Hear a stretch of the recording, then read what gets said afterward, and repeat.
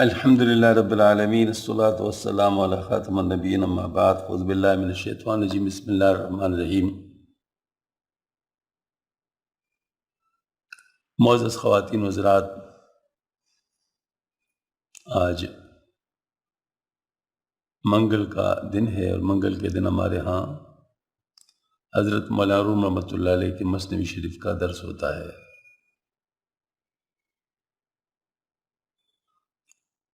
آج دفتر چین جو آخری دفتر ہے اس کی آیت نمبر 3 سے ابتدا کی جا رہی ہے۔ نکوہی دن نام سہائی پوسیدرا کے معنی زو کی ایما و دلیل ضعف صدق اندورا زن 100,000 اعلی بزرگ باشی کے گلے سڑے خیالوں کی مذمت جو ذو کی ایمان کے معنی ہے اور ضعف صدق کی دلیل اور لاکھوں بیوقوفوں کے رہزن ہے، یعنی بزرگ باشی کے گلے سڑے خیالوں کی مذمت جو ذو کی ایمان کے معنی ہے اور ضعف صدق کی دلیل اور لاکھوں بیوقوفوں کے رہزن ہے۔ بزرگ باشی یعنی اپنا آپ کو بزرگ سمجھنا۔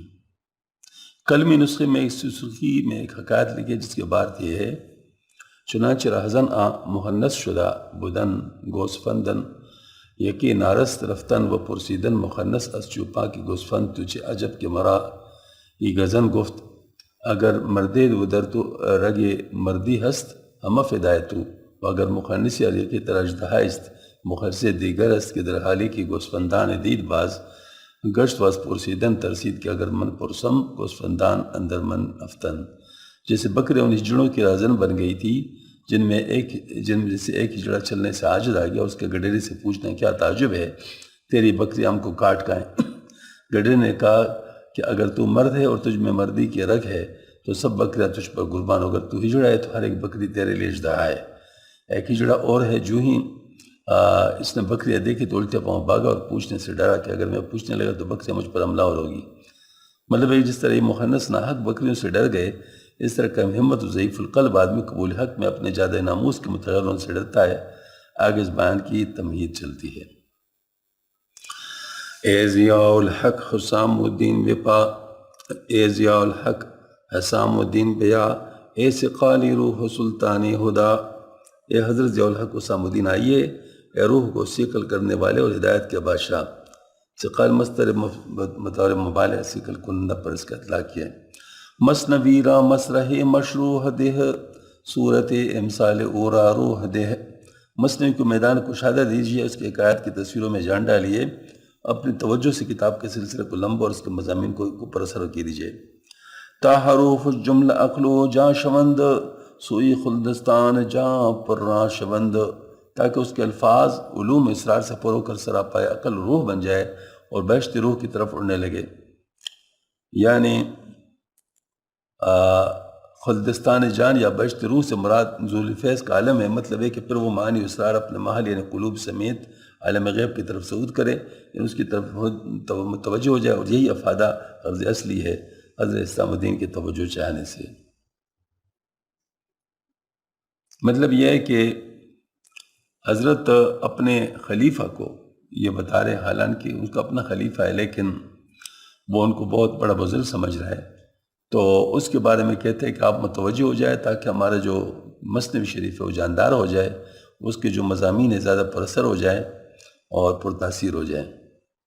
ہم بسائی توز ارواح آمدن سوئی دام حرف مستحکن شدن، اب تک اس کتاب کے جتنے مضامین حیرت تحریری میں آئے ہیں آپ ہی کے صحیح سے عالم معنی سے آئے ہیں اور دام الفاظ کی طرف آ کر مقید ہوئے ہیں۔ یہ اصل میں یہ بات ہے کہ معانی جو ہے نا، معانی یہ اصل ہے انسان کے دماغ میں، وہ معانی ہوتی ہے۔ مثلا میں کچھ کرنا چاہتا ہوں، وہ جو کچھ کرنا میرے خیال میں ہے اس کو میں الفاظ کا جامہ بعد میں پہناتا ہوں، یعنی کسی اور کو اگر سمجھاؤں گا تو وہ الفاظ کی صورت میں آئے گا، مطلب وہ الفاظ کی صورت میں ہوگا، حالانکہ میرے لیے الفاظ کی ضرورت تو نہیں ہے، مطلب میں تو اس چیز کو جانتا ہوں۔ مثال کے طور پر ایک شخص دوڑ رہا ہے اور میں اس کو دیکھ رہا ہوں، تو کیا وہ دوڑنے الفاظ ہے؟ وہ تو الفاظ نہیں ہے نا، وہ تو ایک عمل ہے، وہ ہو رہا ہے۔ لیکن میں کسی اور کو بتاؤں گا تو میں کہوں گا دیکھو وہ دوڑ رہا ہے۔ تو یہ جو ہے نا، جو میں سمجھ رہا ہوں اس کو میں الفاظ میں منتقل کر رہا ہوں. اب ممکن ہے کہ میں اگر عربی میں پڑھوں تو اور کچھ کہوں گا، اردو میں کہوں گا تو کچھ اور کہوں گا، انگریزی میں کہوں گا تو کچھ اور کہوں گا. یعنی الفاظ جو ہوں گے وہ اس کے پیچھے بعد میں آئیں گے. اصل جو مطلب ہے اور مفہوم ہے وہ انسان کے ذہن میں ہوتا ہے. یہ مطلب بات ہے. تو یہ اس میں طرف یہ ہے کہ جتنے بھی مضمون ہیں ابھی تک جو آ چکے ہیں، یعنی تحریر میں آ چکے ہیں، وہ آپ ہی کی برکت سے عالم معنی سے، یعنی جو عالم معنی ہے اس سے الفاظ کی صورت میں آ گئے ہیں. بعد عمرت در جہاں ہم چوہ دور، جہاں فضا و دستگیر و مستمر. آپ کی عمر دنیا میں حضرت علیہ السلام کی طرح مخلوق کے لیے حوصلہ افزا اور معاون اور زندہ جاوید ہے. یعنی حضرت علیہ السلام کے متعلق بیان کیا کہ وہ متحیر و سرگرداں لوگ کی حوصلہ افزائی کرتے ہیں، غمزدہ و بےکس کی دستگیر کرتے ہیں. جب سے پیدا ہوئے زندہ ہے. حسام الدین کے لیے ان تینوں باتوں میں حضرت کے ساتھ مسائی ہونے کی دعا کی. چوں حضر الیاس مانی در جہاں تعظمی گردت ز الفت آسماں. آپ حضرت حضر اور الیاس علیہ السلام کی طرح دنیا میں زندہ جاوید رہیں تاکہ زمین آپ کے فیض سے آسمان کی طرح پر نور بن جائے. گفتہ میں از لطف تو جذبے سے زد، گر نبودے تم ترا کے چشم بد. میں تو آپ کے فیض کا ذکر اگر پورا نہیں تو کم از کم 1% ہی کرتا، بشرطے کہ چشم بد کا زور اور شور نہ ہوتا، یعنی نظر نہ لگ جائے آپ کو. یہ بات ہے. لے کر چشم بد زہراب عدم، زخم ہائے روح فرسا خرد ام. لیکن میں زہریل اثر والی نظر بد سے روح فرسا زخم کا آ چکا ہوں. لیکن حضرت بھی اس کا ذکر کر چکا. نظر لگنا ایک حق ہے. حدیث شریف میں آتا ہے کہ نظر انسان کو کہا جاتا ہے، یعنی انسان کو قبر میں پہنچا دیتا ہے اور اونٹ کو ہڈیا میں پہنچا دیتا ہے. یہ مطلب ایسی عجیب چیز ہے. اللہ تعالیٰ بچائے علیہ کو اس سے. تو فرماتے کہ میں بھی اس کا ظاہر سے مطلب زخمی ہو چکا ہوں. جز برمز ذکر حال دیگراں شرح حالت مین یارم در بیان. ہر میں دوسرے بزرگ حالات کے ذکر سے اشارہ کرنے کے سوا آپ کے حال کو صاف صاف بیان میں نہیں آ سکتا. مطلب ہے کہ میں خوف حاسدین اور اندیش نظر بد سے آپ کا حال کلم کلا بیان نہیں کر سکتا، البتہ دوسرے بزرگوں کے حالات میں ضمناً آپ کے حالات کی طرف اشارہ کرتا جاؤں گا. مطلب صاف اور مراد ظاہر جس میں ذکر کی اضافت تخصیص سے ٹھہرتی ہے، بیانی نہیں. کما قال بعض شرح، کیونکہ اضافت بیانی وہ ہوتی ہے جس میں مضاف الیہ کے ذریعے مضاف کا مادہ اور حقیقت بیان کی، جیسے خاتم اطلاع اور کاسب بلور اور رمز ذکر میں تفاعل. قال فی القاموس الرمز او ما والاشارۃ بالشفتین او العینین او الحاجبین. یعنی مطلب یہ ہے کہ جو رمز جو ہوتا ہے وہ کیا ہوتا ہے، یا اشارے سے ہوتا ہے اونٹوں کے یا آنکھوں کے یا لہجے سے. ای بہانہ ہم دستان دلست کی ازو پاہائے دل اندر گلیست. آپ کے حالات اعلانی بیان نہ کر سکیں. حضرت بھی ایسے ہی حاسد و معاند کے دل کی شرارت کے خوف سے جس سے میرا پاؤں دل دل میں گڑ رہا ہے، یعنی میں اس کی شرارت سے عاجز بے بس ہوں، ورنہ اگر کوئی معمولی حضرت ہو تو میں اس کی پرواہ نہ کرتا. صد دل و جاں عاشق سانے شدہ، چشم بد یا گوش بد مانے شدہ. سینکڑوں دل و جاں سانے تعالیٰ کے عاشق بھی، ان کا وہ عشق اطاعت حق کا مقتضی تھا، مگر بری آنکھ یا برا کان اس سے مانے ہو گیا. استغفر اللہ. یہاں سے بیان مقصود عنوان شروع ہوتا ہے. اس کا اشار تمہید ہے جس میں نظر بد کا ذکر اس بیان کے 17ویں تھا. ان اشار کے مضمون کو مدعا عنوان کے تحت ملانا راکم کی رضی محض تکلف ہے. واللہ عالم. بھائی فرماتے کہ بہت سے اشخاص ہیں کہ ان کے دل میں ملان الحق کا جذبہ پیدا ہوا، مگر نفس نے ان کو بہکایا. اگر لوگ اسے مائل حق دیکھیں گے یا اس کے مائل الحق ہونے کا حل سنیں گے تو کیا کہیں گے؟ برسوں کی بنی ہوئی آن بان خاک میں مل جائے گی. پس ان دیکھنے سننے والوں کی آنکھوں کانوں نے اس کو تباہ کیا. آگے اس کے نظیر میں رسول اللہ صلی اللہ علیہ وسلم کے چچا ابو طالب کا حال مذکور ہے. خود یک ابو طالب عامر امی رسول می نبود الشمعتی اور یہاں محول. ایک ابو طالب رسول اللہ صلی اللہ علیہ وسلم کے وہ چچا ہی جو آپ کے مہربان مربی تھے اس ابتلا میں پڑ گئے. چنانچہ ان کو مسلمانوں کی صورت میں آل عرب کے طعنے خوفناک نظر آتے تھے. عام لوگ کا تو کیا ذکر ہے. کچھ گویندم عرب کستفل خود او بگردانی دین معتمد. ان کو خیال کر عرب مجھ کو کیا کہیں کہ اپنے بتیجے کے کہنے سے اس نے اپنا قابل اعتماد مذہب بدل لیا. یہ خیال ہے کہ دین معتمد عرب کے قول کی نقل ہے، ورنہ اگر خود ابو طالب اپنے کفر کو معتمد سمجھتے تو تذبذب نہیں بلکہ مصر الکفر ہوتے، اور یہاں مذہبین کا ذکر مقصود ہے۔ منصب اجداد و آبا را مباند، در پہ احمد چنی بے رحم راند۔ اس نے آبا و اجداد کا منصب چھوڑ دیا اور احمد کے پیچھے اس طرح بے راہ روانہ ہو گیا۔ یعنی مطلب لوگ کہیں گے کہ دیکھو نا، اس نے اپنے آبا و اجداد کا مذہب چھوڑ دیا اور آپ صلی اللہ علیہ وسلم کے پیچھے چل پڑا۔ ابو طالب اہل مکہ کے ایک سردار تھے، اور قوم و قبیلہ کا مذہب ترک کرنا ان لوگوں کی نظر سے گر جانے اور سرداری کے منصب سے محروم ہو جانے کا مستلزم تھا، اس لیے ترک مذہب کو ترک منصب سے تعبیر کیا۔ آ رسول پاک باز مجتبہ اس پہ آتا رہاند مردرا، گفتش اے ام یک شہادت تو بگو تا کنم با حق شفاعت بہر تو۔ رسول پاک صلی اللہ علیہ وسلم نے اس عرض کیا کہ ان کو ناردوزخ سے نجات لائے، ان سے فرمائے اے چچا تم ایک بار کلمہ شہادت کہہ لو تاکہ میں حق تعالیٰ کے سامنے تمہارے لیے شفاعت کر سکوں۔ یہ قصہ یوں کہ جب ابو طالب مرض موت میں صاحب فراش تھے تو رسول کریم صلی اللہ علیہ وسلم عیادت کے لیے تشریف لے گئے، دیکھا کہ ابو جہل پہلے سے ان کے پاس بیٹھا ہے۔ آپ نے ابو طالب کو نظر کی حالت پا کر ارشاد فرمایا جس پر شعر کا مضمون مشتمل ہے، اس پر قریب تھا کہ ابو طالب کلمہ شہادت کہہ رہے تھے، اگر صفات سے ابو جہل بولا، دیکھنا ساری عمر آبا و اجداد کے مذہب پر قائم رہ کر مرتے وقت یہ کلنگ کا ٹیکا نہ لگانا۔ تو ابو طالب نے اسے جیم کر کہا اخترت النار علی العار استغفر اللہ، یعنی مجھے اس آر کی بجائے عذاب دوزخ منظور ہے۔ آگے خود ابو طالب کی زبان سے اس آر کے توضیح ہے۔ گفت لیکن فاش گردد السماء کل سر جاوز الاثنین شاء، ابو طالب نے کہا میں یہ کلمہ کہہ دوں لیکن اس تیسرے شخص کے سننے سے میرے کلمہ خوانی کا راز فاش ہو جائے گا، اور جو راز دو شخص سے آگے نکل جائے وہ شائع ہو جاتا ہے۔ یعنی ایک کام کو جس میں اثنین سے دو لب براد، یعنی جو بات دو لبوں سے نکل جائے وہ مخفی نہیں رہ جاتی۔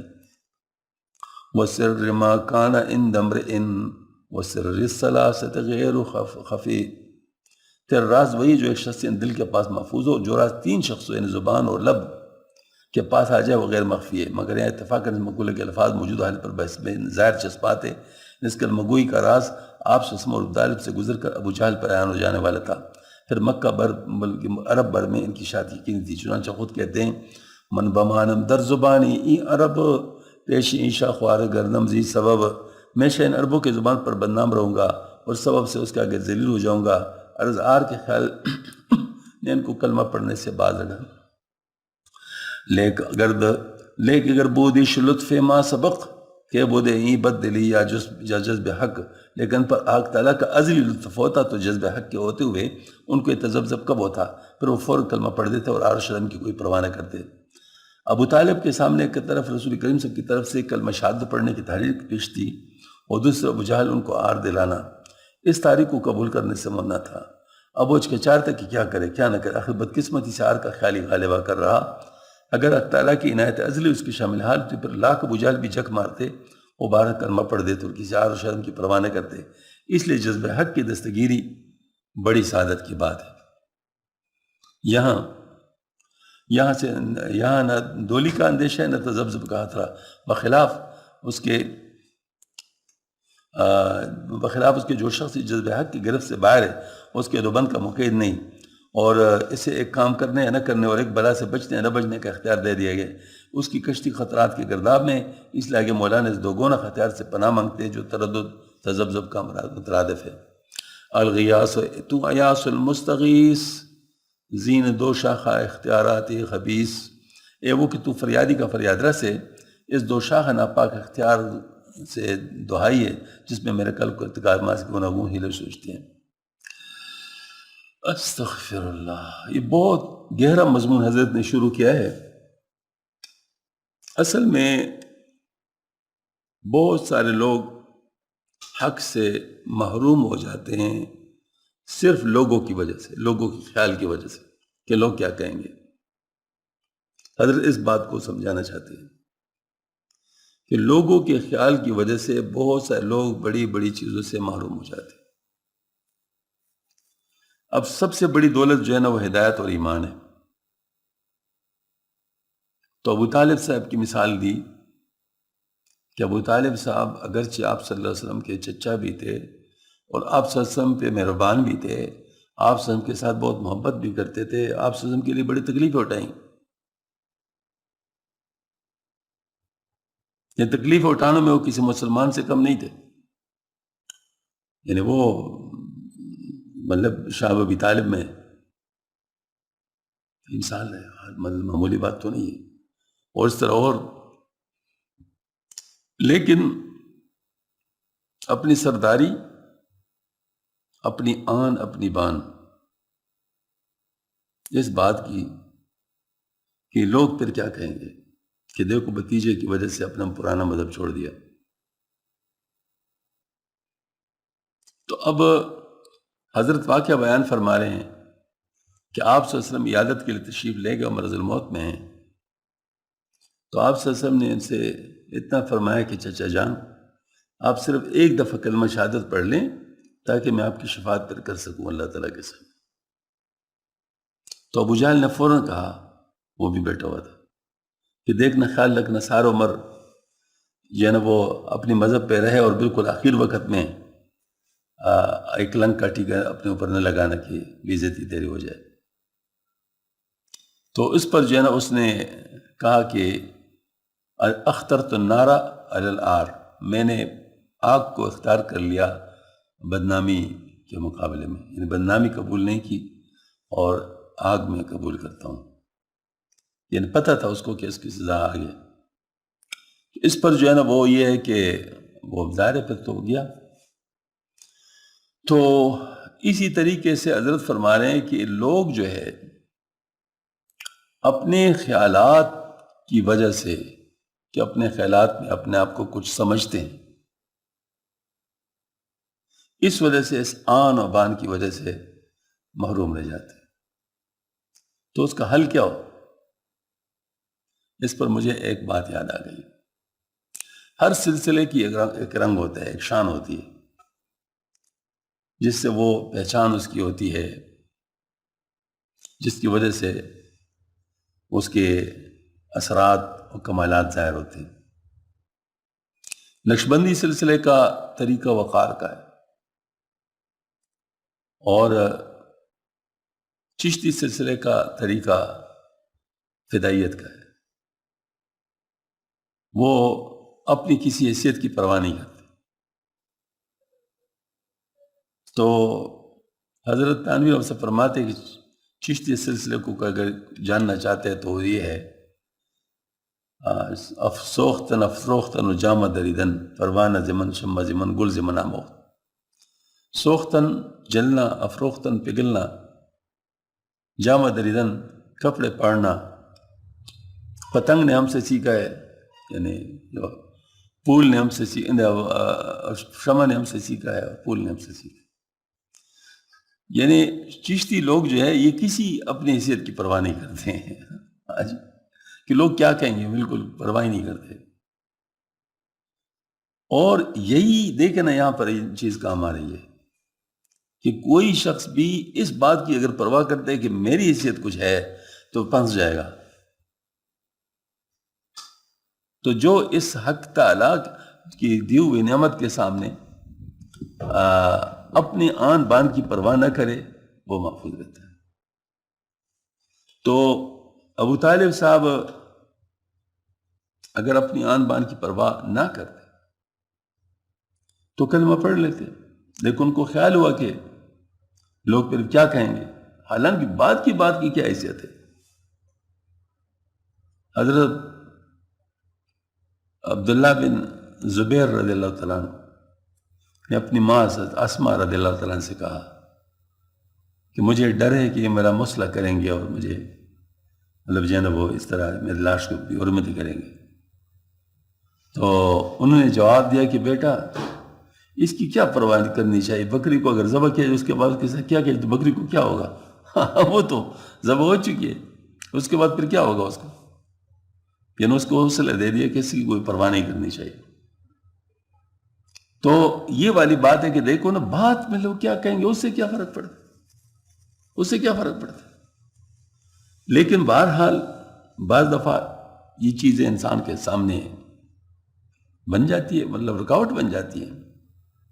تو یہی پر مطلب جو ہے نا وہ یعنی حضرت یہ سبق دینا چاہتے ہیں کہ اے اللہ ہمیں ایسی چیزوں سے بچا دے. الغیاث اے تو غیاث المستغیث، زین دو شاخہ اختیارات خبیث، اے وہ کو تو فریادی کا فریاد رس ہے،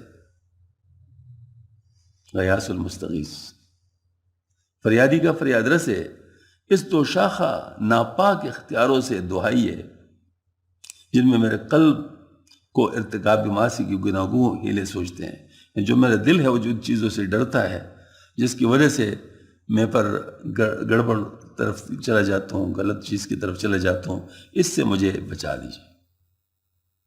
یہ میرے خیالات کی دنیا جو ہے وہ جو مجھے پنسا رہی ہے اس سے مجھے بچا دیجیے۔ محض خیالات ہی ہوتے ہیں، اس کو کوئی حیثیت تو نہیں ہوتی، خیالات ہی ہوتے ہیں۔ ایک بات یاد رکھنا چاہیے، بہت اہم بات ہے، خیال کو لوگ کچھ نہیں سمجھتے، لیکن خیال کی بڑی طاقت ہے، مثبت بھی اور منفی بھی مثبت بھی اور منفی بھی۔ منفی کا تو یہ بتا رہے ہیں کہ منفی خیالات جو ہوتے ہیں ان کا کتنا اثر ہوتا ہے کہ ایمان تک سے معلوم ہو جاتی ہے اور اعمال سے معلوم ہو جاتی ہے۔ ہاں جی، تو بہت سارے لوگ ہیں وہ سنت طریقے پہ آنا چاہتے ہیں، لیکن لوگوں کی ڈر کی وجہ سے کہ لوگ کیا کہیں گے وہ نہیں کر سکتے، بس شادی سنت طریقے پہ کرنا چاہتے ہیں لیکن نہیں کر سکتے، کوئی اور کام صحیح طریقے پہ کرنا، سنت طریقے پہ کرنا، لیکن ماحول نہیں ہوتا، لہذا وہ گھبرا جاتے ہیں اور نہیں کر پاتے۔ معاشرت میں تو یہ بہت بڑی رکاوٹ ہے، یہ جو لوگ کیا کہیں گے۔ ہاں جی، اس پر حضرت تھانوی صاحب نے ایک واقعہ بیان کیا، پرانا واقعہ ہے، کئی جگہ پر بیان کیا گیا، حضرت نے بھی بیان کیا۔ فرمایا ایک بوڑھا تھا، اس کے ساتھ بیٹھا تھا اور گدھا تھا، جا رہے تھے، تو کچھ لوگ جا رہے تھے تو انہوں نے کہا کیسے کہ بیوقوف لوگ ہیں، گدھا ساتھ ہیں، ویسے جا رہے ہیں، کوئی اس پہ سوار نہیں ہے۔ تو ان دونوں نے سوچا کہ یہ تو بات تو صحیح کہہ رہے ہیں، تو چلو ہم میں سے کوئی بیٹھ جاتے ہیں۔ تو مطلب بیٹے نے باپ سے کہا کہ آپ بیٹھ جائیں، کیوں؟ ظاہر بیٹا بیٹا تھا، باپ تھا، اس کو بٹھا دیا۔ تھوڑی دور گئے تھے کہ وہ عورتیں پانی بھر رہی تھی، تو انہوں نے کہا دیکھو ہٹا کٹا بوڑھا آدمی جو ہے نا وہ گدھے پہ بیٹھا ہوا ہے اور نوجوان بیٹھا بیچارہ اس کو جو ہے نا وہ پیدل لے جا رہے ہیں اس پر جو ہے نا وہ بوڑھا آدمی پریشان ہو گیا کہ یہ کیا میرے ساتھ ہو رہا ہے۔ تو انہوں نے جو ہے نا وہ کہا کہ بیٹا تو سوار ہو جا، تو اس کو سوار کر دیا۔ تھوڑی دیر کے بعد جو ہے نا وہ کچھ بوڑھے لوگ جا رہے تھے، انہوں نے کہا افسوس کیا زمانہ آ گیا، بوڑھا باپ زمین پہ ویسے پیدل چل رہا ہے اور اٹھا کٹا جوان بیٹا جو ہے نا وہ گدھے پہ بیٹھا ہے، کیا عجیب دور آ گیا۔ اس پر جو ہے نا انہوں نے کہا کہ اب کیا کریں، 3 کنڈیشن تھی، وہ فیل ہو گئے۔ تو انہوں نے کہا چل پھر گدھوں کو ہم دونوں اٹھا لیتے، گدھے کو دونوں اٹھا، گدھے کو اٹھایا، آگے سے وہ دریا آ گیا تھا، پل وغیرہ، وہ گدھا بتکا، ان کو دلتی ماری اور خود دریا میں گر گیا۔ چلو جی ختم ہو گیا معاملہ۔ تو حضرت نے فرمایا اگر لوگوں کی باتوں کا سوچتے ہو تو پھر یہ ہوگا، اگر لوگوں کے خیال کرو گے کہ لوگ کیا کہیں گے تو لوگ تو کبھی مطمئن نہیں ہوں گے، وہ تو آپ کے پیچھے پڑے ہوں گے۔ اللہ تعالیٰ کا شکر ہے، الحمدللہ ثم الحمدللہ ثم الحمدللہ، بعض چیز اللہ پاک نے اپنے فضل سے ویسی عطا فرمائی ہے، بغیر کسی کتاب کے، بغیر کسی وہ چیز کے۔ وہ میں مطلب ہے کہ اس وقت جو نوجوانی کا وقت، یہ جیسے محمد تو خیر بڑا ہے، اس سے بھی چھوٹا تھا غالباً، ایک سوچ اللہ پاک نے دل میں ڈال دی، ایک عجیب سوچ تھی۔ اب بھی میں سوچتا ہوں کہ بس اللہ پاک کا فضل ہی تھا جو آیا خیال، وہی خیال ہی کی بات ہے، ورنہ میں کیا کرتا۔ خیال یہ آیا کہ دیکھو 2 قسم کے لوگ ہیں، اچھے لوگ ہیں، برے لوگ ہیں، اچھے لوگ بھی ہیں، برے لوگ بھی ہیں۔ اگر تم اچھا بننا چاہتے ہو تو اچھا تمہیں اچھا کہیں گے اور برے تمہیں اچھا نہیں کہیں گے، مطلب برے کے نزدیک تو تم اچھے نہیں ہوں گے کیونکہ ان کے مطابق نہیں ہوں گے، وہ تمہارے اوپر چھوٹ کریں گے، باتیں کریں گے۔ اور اگر بروں کی طرح ہو جاؤ گے تو ظاہر برے تو اپنا بنا لیں گے آپ کو، لیکن اچھے تمہیں برا کہیں گے، اور ظاہر مطلب ہے کہ وہ آپ کو اپنا سب نہیں سمجھیں گے، یہی بات ہوگی۔ تو اب مجھے کیا کرنا چاہیے؟ مجھے اچھوں کا ساتھ دینا چاہیے یا بروں کا ساتھ دینا چاہیے؟ تو دل نے کہا کہ بروں کا ساتھ تو دے نہیں سکتا، تو اچھوں کا ساتھ دینا چاہیے۔ پھر میں نے کہا کہ اچھوں کا ساتھ اگر میں دیتا ہوں تو برے لوگ تو کہیں گے نا، وہ تو میرے اوپر طنز کریں گے، چوٹ بھی کریں گے، سب کچھ کریں گے، یہ تو طے شدہ بات ہے، تو پھر ان کی پرواہ نہ کریں۔ ظاہر ہے اگر دونوں طرف ہی ایک بات ہے تو پھر اچھی طرف ہی کو لے لو نا، بری طرف کو کیوں لیتے ہو؟ تو چلو اچھی طرف کو لے لو اور پھر بروں کی پرواہ نہ کرو، وہ جو کہیں تو پھر ان کے لیے ڈٹ جاؤ، مطلب جو کہیں تو ان کی پرواہ نہ کرو۔ یہ اللہ پاک نے دل میں ڈال دیا، اور اللہ کا شکر ہے ایسا مضبوطی سے اللہ تعالیٰ نے دل میں جما دیا کہ اللہ کا شکر الحمدللہ، اس چیز کا فائدہ میں نے بہت اٹھایا۔ مثلا میں جرمنی گیا تو اسی کپڑوں میں تھا، یعنی کپڑے میں نے تبدیل نہیں کیے، وہی ان کا جو لباس جو تھا وہ طریقہ کار جیسے مطلب ہوتا ہے، اکثر لوگ چلے جاتے ہیں پھر ان کی طرح وہ کرتے ہیں، مجھے بڑی غیرت ہے، میں ان کے لیے کپڑے تبدیل کروں گا، کمال۔ تو ایک دن میں لائن میں کھڑا تھا، ذرا وہاں لائن میں کھڑا ہونا پڑتا ہے، طریقہ کار ہے ان کا، تو سودا کے لیے ڈپارٹمنٹ اسٹور میں، تو ایک لڑکا مجھے اس طرح میرے عمر کا تھا، مجھے گور گور کر دیکھ رہے ہیں۔ میں نے کہا کیوں، کیا مطلب ہے بھائی، کیوں گور کے دیکھ رہے ہو؟ اس نے مجھے کہا where do you come from, آپ کہاں سے آئے ہوئے؟ میں نے کہا پاکستان سے۔ یہ پاکستان سے تو بہت لوگ ہمارے یہاں آتے ہیں، تو وہ تو آپ کی طرح نہیں ہے، وہ تو ہماری طرح لباس میں ہوتے ہیں، تو آپ ہمارے لباس میں کیوں نہیں ہیں؟ سوال۔ تو میں نے کہا should I wear for your purpose or for my purpose? Tell me this frankly۔ میں نے کہا میں آپ کے لیے لباس پہنوں یا اپنے لیے لباس پہنوں، مجھے بتاؤ، آپ مجھے خود بتائیں۔ اگر مجھے اس لباس میں راحت ہے، آسانی ہے، تو صرف اس بات کے لیے کہ آپ اس سے خوش ہو جائیں گے میں کیا میں لباس تبدیل کروں؟ مجھے آپ بتائیں، اگر کوئی جسٹیفائڈ بات ہو تو بتائیں۔ ہاں جی۔ تو میں نے کہا کہ اس لیے نہیں کہ میں اس لباس کو خرید نہیں سکتا، میرے پاس ڈپارٹمنٹ اسٹور پہ 30 مارک کا ملتا ہے، مجھے پتا ہے آپ کا جو لباس ہے، اور میں جو باقاعدہ پاکستان سے منگوانا پڑتا ہے اور اس کے خرچ بھی کرنا پڑتا ہے، لیکن مجھے اس میں سہولت ہے، تو میں اپنی سہولت کو آپ کے لیے کیوں خراب کروں؟ مجھے کہتے آپ ٹھیک کہتے۔ پھر تھوڑی دیر مجھ سے بعد مجھے کہتے کہ کیا مجھے اپنا ایڈریس دے سکتے ہیں؟ میں نے کہا کیوں؟ میں آپ کے ساتھ کچھ اور باتیں کرنا میں ایسے لوگ کو بہت پسند کرتا ہوں جو کسی سے متاثر نہیں ہوتے، جو کسی سے متاثر نہیں ہوتے۔ یہ دیکھیں نا، ایک بہت بڑی گواہی ہے، مطلب یعنی جو اللہ تعالیٰ نے مجھے وہ کہ پہنچا دی کہ لوگ ان سے متاثر ہوتے ہیں جو دوسرے لوگوں سے متاثر نہیں ہوتے۔ جو لوگوں سے متاثر، ان سے کوئی متاثر نہیں ہوتا، وہ تو نقل ہے، وہ تو نقل کرنے والے، اسے کون متاثر ہوگا؟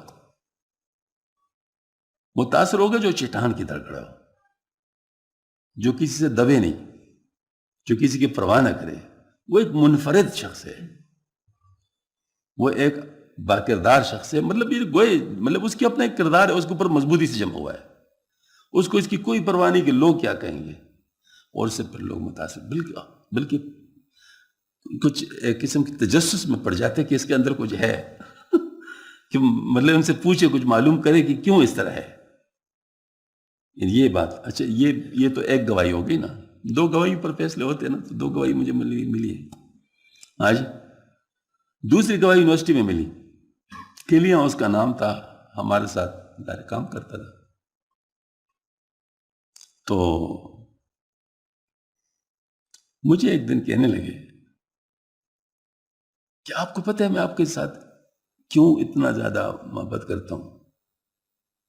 میں نے کہا نہیں، بس ٹھیک ہے ہم دوست ہیں، بس یہ کافی ہے کہ نہیں، دیر آر 2 reasons، اس کے 2 وجوہات ہیں۔ میں کہ کون سے 2 وجوہات ہیں؟ کہتے ہیں جب آپ دفتر آتے ہیں نا تو آپ سب کے ساتھ ہاتھ ملاتے ہیں، حالانکہ مجھے اس کا خیال نہیں تھا کہ لوگ اس کو بھی رکھتے ہیں خیال میں، وہ تو ہماری ایک عادت تھی، آپ سب کے ساتھ ہاتھ ملاتے ہیں۔ دوسری بات، آپ کسی سے متاثر نہیں ہوتے، کہتے ہیں جن کے پاس کچھ ہوتا ہے وہ کسی سے متاثر نہیں ہوتا. یہ بھی اس نے تو ایگزیکٹلی یہ الفاظ کہے ہیں، جن کے پاس کچھ ہوتا ہے وہ کسی سے متاثر نہیں ہوتا. اس کا مطلب یہ ہے کہ یہ دیکھو زمانے نے گواہی دی،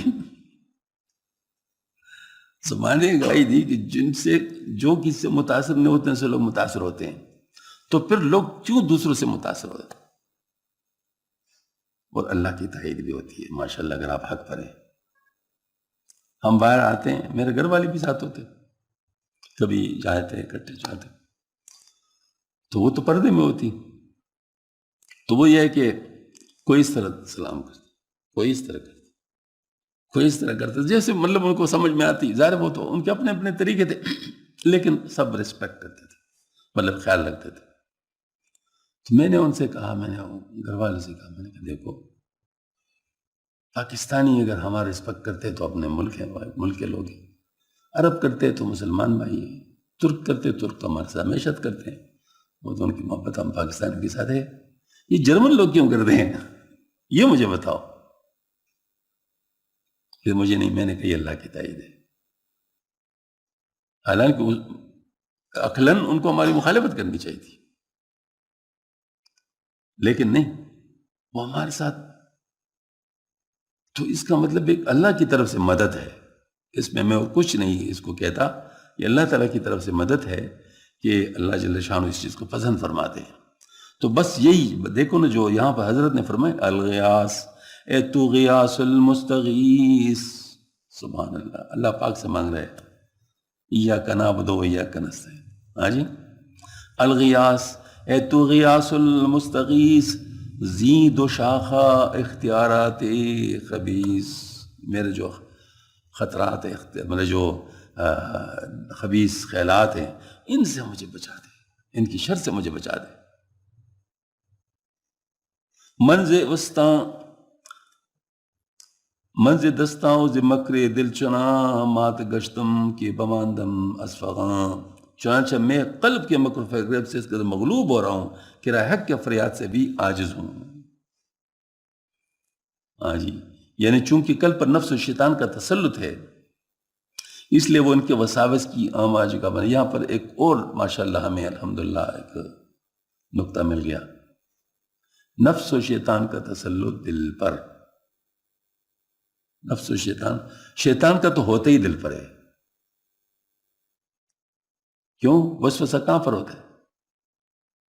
وسوسہ تو ہوتا ہی دل تھا. یوسوس فی صدور الناس، تو ظاہر مطلب وسوسہ تو ہوتا ہی دل پر ہے. لیکن نفس کا بھی اثر بھی دل پر. اور جب انسان کا دل نفس کے شکنجے میں ہو، یعنی روح نفس کے شکنجے میں ہو، اس کو خیر کی طرف نہیں لے جانے دیتا، خیر کی طرف نہیں جانے دیتا. لہذا اس سے آزاد ہونا پڑتا ہے. یعنی یوں سمجھ لے کہ اپنے قلب کو جب تک آپ اپنے نفس کی شر سے آزاد نہ کرے، آپ کا قلب کسی کام کا نہیں ہے. اس سے تو پناہ مانگ رہے حضرت. اب بات سمجھ میں آ گئی یا نہیں ہے؟ جو لوگ کہتے صرف دل کو صاف کرو، تو بات سمجھ میں آ رہی ہے نہیں آ رہی؟ ٹھیک ہے، دل ہے، بادشاہ ہے، لیکن نفس جب تک وہ مطلب یہ کہ وہ یعنی قابو نہیں آیا نا، اس وقت دل جو ہے نا مطلب کام کا نہیں ہے. وہ تو غیر کے ہاتھ میں ہے.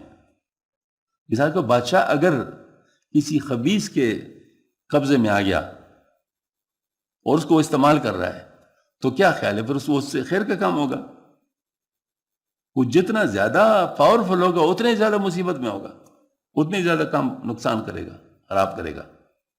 تو اس کا مطلب یہ ہے کہ چونکہ قلب پر نفس و شیطان کا تسلط ہے، اس لیے بن وساوس کا عام جگہ بنا ہوا ہے. اس کو عجیب مکر و فریب سوچتے ہیں. کبھی کہتے ہیں لوگ ہمارے زور تقویٰ پر ہنسیں گے، کبھی کہتے اب تو مزے اڑا لو پھر توبہ کر لیں گے، کبھی کہتے جو جی میں آئے کرو، خدا کا دریا غفران بے پایا ہے. کبھی کہتے بڑے بڑے لوگوں سے لغزش ہو چکی ہے، ہم سے اگر ان وقوع کا وقوع تو کیا بات ہے. واہ کذا واضح کہ مولانا کی دعا تعلیماً امت المومنین کی زبان سے، ورنہ خود مولانا خاصان حق سے ہیں جن کے قلوب پر وساوس شیطانی کا غلبہ نہیں ہو سکتا. غرض یہ خطور خواطر و ظہور وساوس انہی دو شاخ اختیارات کا نتیجہ ہے، اس لیے اختیار بری بلا ہے، اس لیے یہ اختیار بری بلا ہے۔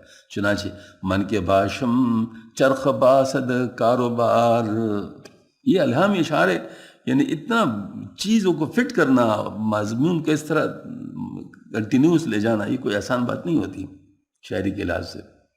لیکن کہتے من کے باشم چرخ باسد کاروبار، زی کمی فریاد کر از اختیار۔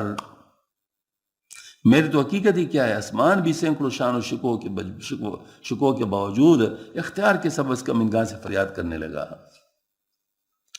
یہ وہ آیت کی طرف اشارہ ہے، اللہ نے ان کو بلایا، مطلب وہ جو ہے نا وہ یہ اختیار پیش کیا، جو کہ جس کو کہتے ہیں شریعت پیش کیا، تو سب نے کہا کہ ہم نہیں اٹھا سکتے، انسان نے کہا ٹھیک ہے۔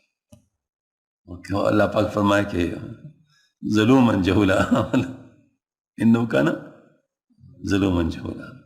ہاں جی، تو یہ مطلب یہ والی بات ہے کہ یعنی آسمان بھی اس اختیار سے گھبرا رہا ہے جو اختیار دے دیا ہے۔ اب دیکھیں نا، جانوروں کو اختیار نہیں دیا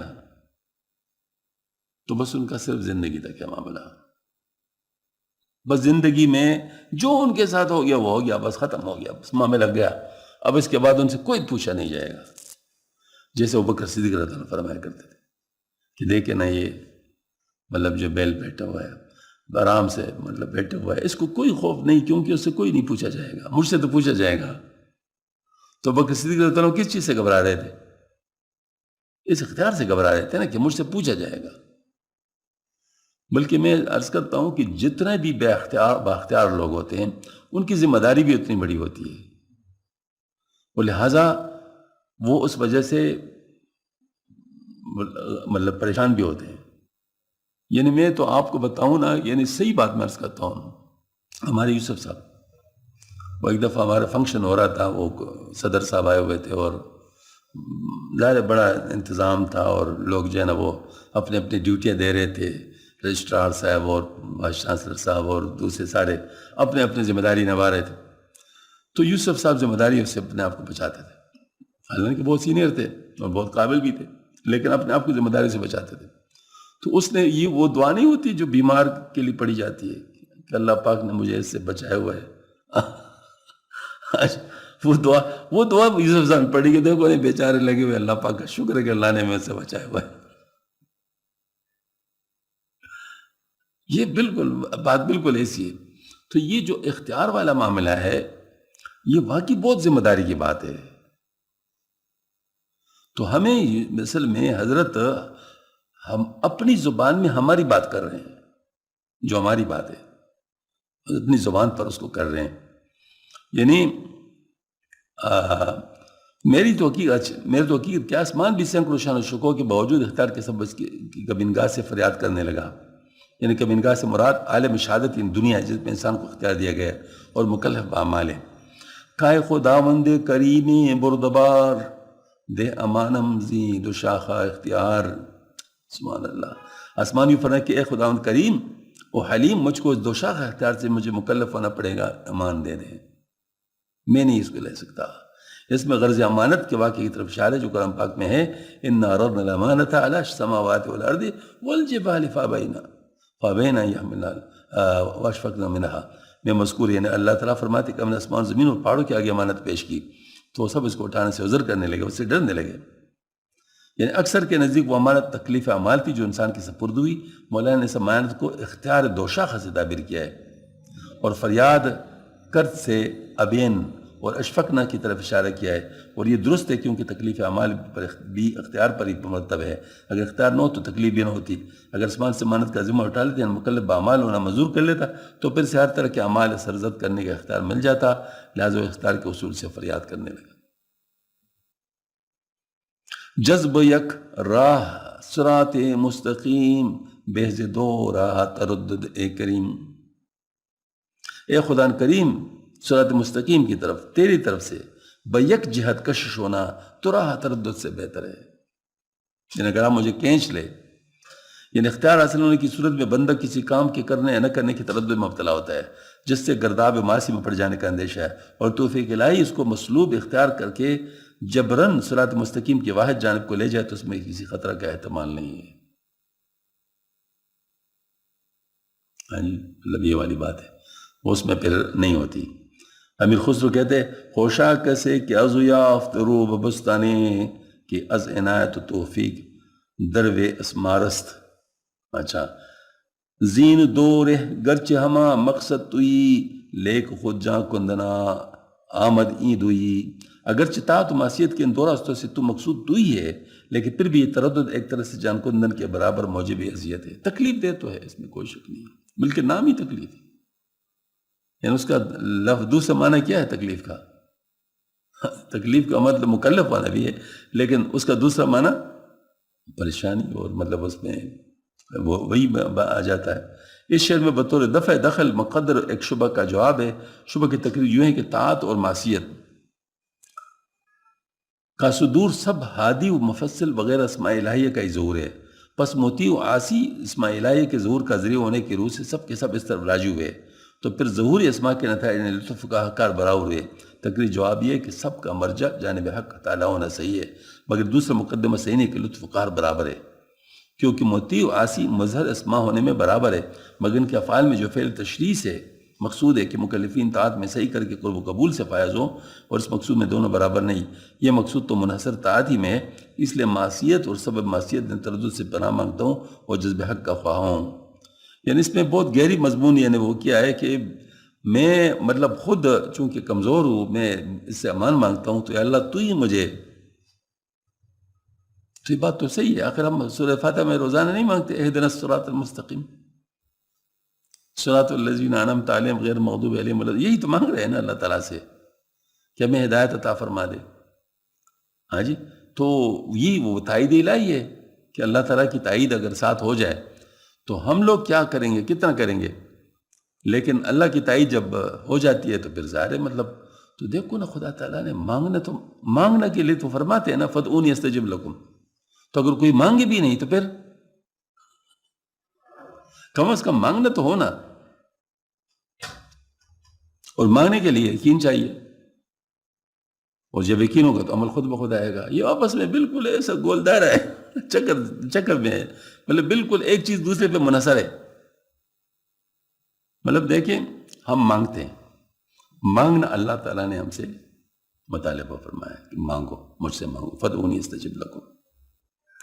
مانگنے کے لیے یقین چاہیے، بغیر یقین کے انسان مانگ نہیں سکتا۔ جس پہ یقین نہیں اسے کیا مانگے گا؟ تو جس پہ یقین ہوگا تو مانگے گا نا، جب یقین ہوگا تو عمل ہو جائے گا۔ ظاہر مطلب عمل یقین کی وجہ سے تو عمل ہوتا ہے، لہٰذا جب یقین ہوگا تو عمل بھی ہوگا، وبالآخرۃ ہم یوقنون ہے نا۔ تو اس کے بعد اولئک علی ھدی من ربہم ہے نا، مطلب یہ کہ وہی لوگ جو رب کی طرف سے ہدایت پر ہیں، اور پھر اس کے بعد اولئک المفلحون ہیں، تو اس کا مطلب بالکل آپس میں ملے جلے ہیں، مطلب یہ بالکل سب چیزیں ایک دوسرے کے اوپر منحصر ہے۔ تو یہاں حضرت بھی فرمائے کہ دو چیزیں برابر نہیں ہیں۔ ایک شخص ہے مثلا ابو طالب صاحب مانگ لیتے اللہ تعالیٰ سے کہ اللہ مجھے اس میں اب صحیح راستے پہ لے جا، تو ابو جہل کیا کر سکتے تھے؟ بیٹھے رہتے۔ ہاں جی، لیکن اگر مانگے بھی نہیں تو ظاہر ہے پھر تو نقصان میں چلے گئے نا۔ ہاں جی، دیکھو شیطان نے کیا مانگا؟ مہلت مانگی نا، ہدایت تو نہیں مانگی۔ تو ہدایت اللہ نے کیا مہلت اللہ نے دے دی؟ اگر ہدایت مانگتے تو ہدایت دیتے۔ بات سمجھ میں آ رہی ہے نہیں؟ تو اس کا مطلب ہے ہم کم از کم مانگ تو سکتے ہیں نا، مانگنا تو چاہیے نا، ایک بات، اور مانگنا یقین کے ساتھ مانگنا چاہیے، اور یقین ہوگا تو عمل ساتھ ہوگا۔ تو بس یہ پاس میں مطلب یہ آپس میں بالکل باہم مربوط ہیں۔ زین دو رہ گرچہ بجز تو عزم نیست، لے کے ہرگز رزم ہمچو بزم نیست۔ اگرچہ دونوں راستوں سے سوائے تیرے کوئی مقصود نہیں، لیکن کر ہرگز لطف کے برابر نہیں ہے۔ ہاں، کر ہرگز لطف کے برابر نہیں ہے۔ مطلب یہ دونوں تیری ذریعے سے ہو سکتے ہیں، کار بھی تیری طرف سے ہو سکتا ہے، مہر بھی تیری طرف سے ہو سکتا ہے، لیکن یہ دونوں برابر نہیں ہے، تو پھر ہمیں کون سا مانگنا چاہیے؟ مہربان تو مانگنا تو کم از کم چاہیے نا، تو راستہ بھی اللہ پاک دے گا۔ درد میں بشنو بیانش از خدا، آیت اشفقنا یحملنہا، فلک کے اس عذر فریاد کا بیان قرآن مجید میں اللہ تعالیٰ کے ارشاد سے سن لو، جو آیت فابینا ان یحملنا واشفقنا منہا میں موجود ہے۔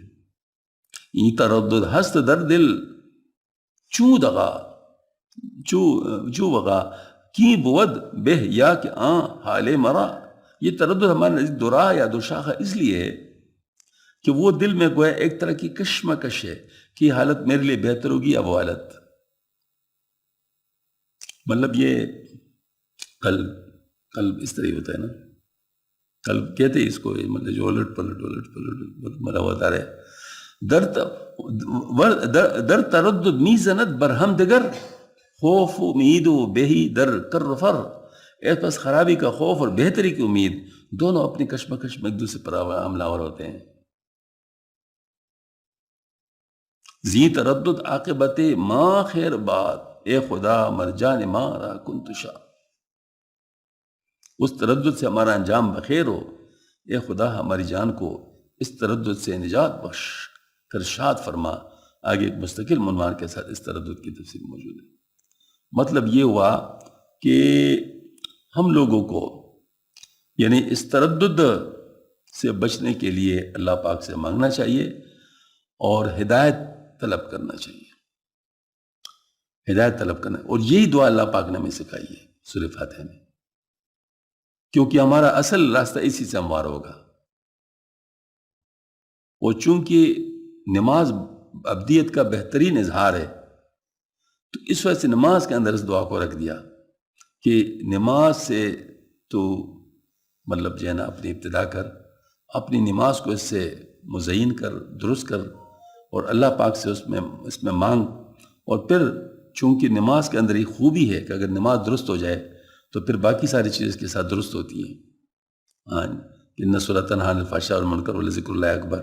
تو اس لحاظ سے نماز اگر ہماری اس کے ذریعے سے درست ہو جائے گی تو پھر ہمارے باقی اعمال بھی اس کے مطابق درست ہو جائیں گے۔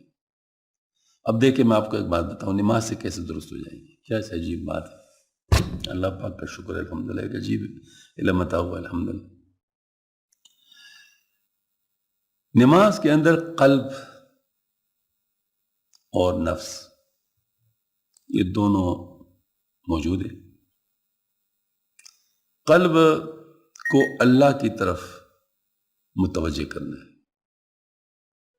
اور نفس کو اللہ پاک کا تابع کرنا ہے۔ نماز کے اندر جتنا قنوت ہوگا اتنا نفس تابع ہوگا۔ اس وجہ سے کہتے ہیں کہ جب نماز کے اندر یہ جو چیزیں مطلب انسان ادھر ادھر دیکھتا ہے یا حرکتیں کرتا ہے، اگرچہ قرات کے درجے میں کیوں نہ ہو، لیکن وہ نماز کو خراب کر دیتی ہے، مطلب نماز کے اثرات کو زائل کر دیتی ہے، نماز کے اثرات کو زائل کر دیتی ہے۔ اب نماز جتنا انسان توجہ کے ساتھ پڑھے گا تو گویا کہ اس نے نفس کو قابو کر دیا، اس میں عملاً قابو کر دیا کہ اپنے نفس کو حرکت نہیں کرنے دے رہا، صرف نماز میں جتنی حرکت کی اجازت ہے اتنا ہی کر رہا ہے، تو گویا کہ اللہ کے حکم کا اس کو تابع بنا رہا ہے۔ یہی بات ہے نا، اور تابع بھی بنا رہے حضور صلی اللہ علیہ وسلم کے طریقے پہ، صلو کما رأیتمونی اصلی، مطلب حضور صلی اللہ علیہ وسلم کے طریقے پر اس کو تابع بنا رہے۔ تو اب دیکھو ساری نیک بختیاں اس میں آ گئی، یعنی حضور صلی اللہ علیہ وسلم کا طریقہ، پھر نفس کا تابع ہونا، قلب کا اللہ کی طرف متوجہ ہونا، اور پھر اس میں دعا کا ہونا۔ اب دیکھیں اگر تھوڑا سا ہم ان چیزوں کو ملا کے دیکھیں تو پورے ہدایت کا نظام اس میں ہے یا نہیں ہے؟ پورے ہدایت کا نظام ہے۔ لہٰذا اس ہدایت کے نظام سے ہم لوگ اپنے آپ کو مزین کر سکتے ہیں، اور یہ اللہ پاک نے 5 وقت ہمارے پر فرض کیا ہے، 5 وقت مثال دی آپ صلی اللہ علیہ وسلم نے اس کی، حدیث شریف میں ہے کہ جس کے گھر کے سامنے 5 نہریں ہوں، اس سے گزر کے وہ جاتا ہو تو کیا اس کے جسم پر کوئی میل رہے گا؟ تو صحابہ کرام نے کہا نہیں، فرمایا 5 نمازوں کی مثال یہ 5 نہریں کی۔ تو اس کا مطلب یہ کہ یہ نماز اگر ہم صحیح طریقے سے پڑھنا سیکھ لیں اور ہم لوگ نماز کو اچھی طرح ادا کرنا سیکھ لیں آپ صلی اللہ علیہ وسلم کے طریقے کے مطابق، اور اس میں اپنے دل کو اللہ کی طرف متوجہ کرنا اور نفس کو تابع کرنا اور عقل کو استعمال کرنا۔ عقل کو استعمال کرنا سیکھ۔ عقل کو استعمال کرنا کیسے؟ اس میں عجیب مثال ہے۔ سبحان اللہ۔ آپ صلی اللہ علیہ وسلم نے ارشاد فرمایا کہ اگر کوئی امام سے پہلے جاتا ہے تو اسے ڈرے کہ کہیں اس کا سر گدھے کا نہ بنایا جائے۔ مقصد یہ ہے کہ یہ اتنی بیوقوفی ہے کہ آپ اس سے پہلے جا تو نہیں سکتے نا، نماز تو آپ نہیں ختم کر سکتے امام سے پہلے، آپ امام کے ساتھ ہی ہے نا، سلام پھیرے گا وہ تو تم پھیرو گے، تو یہ چیز اس سے پہلے کیوں کر رہے ہو؟ پہلے کرو گے تو کیا کرو گے؟ کدھر جاؤ گے؟ وہیں رہو گے۔ تو ایک فضول حرکت کر رہے ہو، تو فضول حرکت سے منع ہونا کس چیز سے؟ عقل کے ذریعے سے ہوگا نا، عقل کے ذریعے سے ہوگا۔ تو گویا کہ عقل کو استعمال کرنا ہے، اور ہر وہ عمل جو عقل کے ذریعے سے ہو اس کا اجر زیادہ ہوتا ہے۔ اس کے بارے میں اکثر میں عرض کرتا رہتا ہوں کہ جو مفاہیم ہے، جس کو کسی چیز کا مفہوم صحیح طور پہ معلوم ہو وہ اس کو صحیح طور پہ کر سکتا ہے۔ اگر مفہوم ہی صحیح طور پہ معلوم نہ تو اس کو کیا صحیح طور پہ کرے؟ مثلا نماز کا مفہوم ہی کسی کو معلوم نہیں ہے تو نماز کیا صحیح طور پہ پڑھے گا؟ تو مفہوم کا تعلق کس چیز کے ساتھ ہے؟ مفہوم کا تعلق تو عقل کے ساتھ ہے نا۔ تو گویا کہ ہمارا تینوں نظام پوری طرح فعال ہیں، یعنی مطلب ہے کہ اس میں نماز کے اندر کون سی؟ دل بھی، نفس بھی اور عقل بھی، اور ہم لوگ اگر ان تینوں کو صحیح جس طرح کرنا چاہیے کر لیں تو یہ نماز یہ ہمارے لیے کافی ہو جائے گی۔ ان الصلاۃ تنہی عن الفحشاء والمنکر ولذکر اللہ اکبر، یعنی گویا کہ یوں سمجھ لیے ہمارے لیے ایک مشق ہے روزانہ 5 وقت، کہ اس میں ہم ان تین چیزوں کو اسی طرح استعمال کر سکتے جس طرح کرنا چاہیے۔ پھر جیسے فرمایا کہ جس طرح انسان کی نماز ہو اس طرح اس کی باقی زندگی ہوتی ہے، جس طرح انسان کی نماز ہوتی ہے اس طرح اس کی باقی زندگی ہوتی ہے۔ تو نماز کے اندر اگر وہ ڈنڈی مارتا ہے تو پھر وہ باقی چیزوں بھی مارے گا۔ تو لہٰذا اپنی نمازوں کو درست کرنا چاہیے اور اس کے اوپر محنت کرنی چاہیے، اور اس کے ذریعے سے اللہ پاک سے مانگنا چاہیے باقاعدہ۔